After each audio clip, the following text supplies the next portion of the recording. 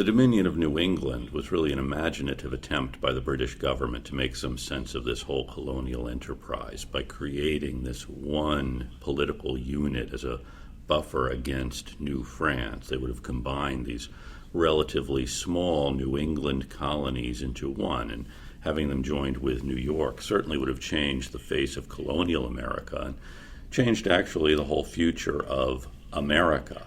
You can imagine what would have happened had these New England colonies been combined with New York and New Jersey. That is, a colony extending from the Delaware essentially to the St. Lawrence would have certainly made a much different North America than we have today.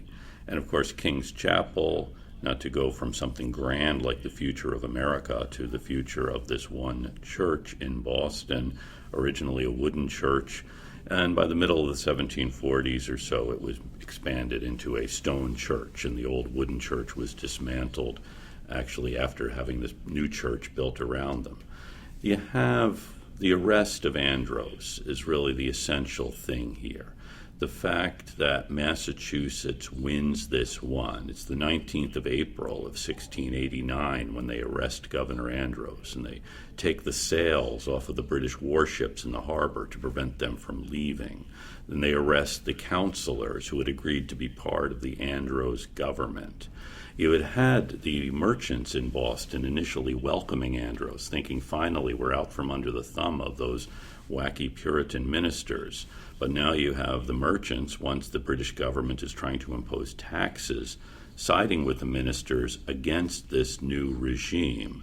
So the whole long aftermath of this is you have these relatively small New England colonies that have an exaggerated sense of their own importance, particularly Boston, that's able to not only face down a British governor, but throw him in jail and force him to go back to England, and then able to maintain much of their own system of government. So a great feeling that we are in control of our own destiny here.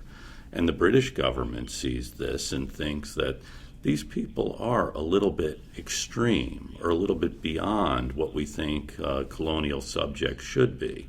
But at the time, the British government really has interests of its own and problems of its own besides what's happening here in Boston.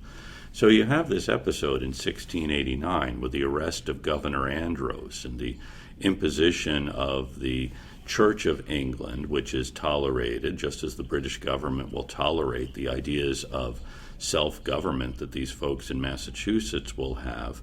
And at the time, this doesn't seem like a big problem, as we'll have a new charter that will last pretty much for almost another century.